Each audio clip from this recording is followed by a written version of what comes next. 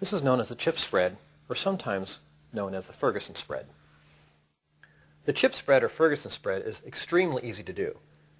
When done flawlessly, it almost looks as if the chips are strung together by some kind of string. Practice tossing your chips forward just a little bit. It's a cool way of demonstrating your chip count. You're going to want to slide the chips away from you at about a 45-degree angle. You can use your right hand or left hand.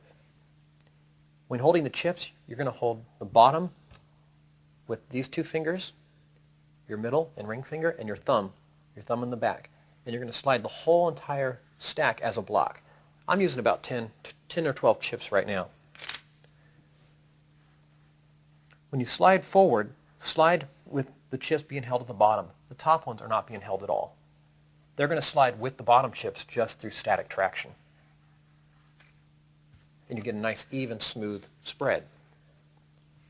A lot of times when you spread from the beginning, when you push hard, it's real easy to get kind of a messy spread and one or two chips off by themselves. That's okay. Just try to start off slow and build your way up little by little until you get it down nice and smooth.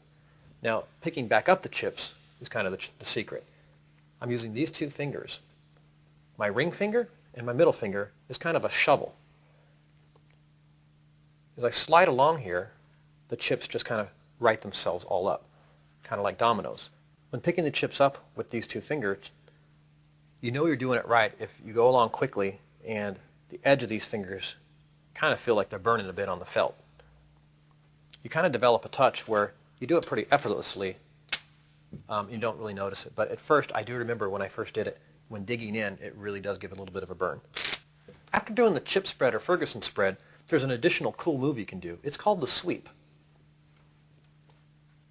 After spreading the chips, hold one chip in your finger like this, mostly hanging down, about half the chip exposed below your thumb and first finger. You're going to take this chip kind of like a guitar pick, and you're going to go along the edge of these chips, and it's going to make a little chip noise. When you get to the very last chip, when you go back this direction, this chip is going to make contact with it, and it's going to actually pick all these chips up. I'll show it to you fast, and then I'll show it to you again in slow motion.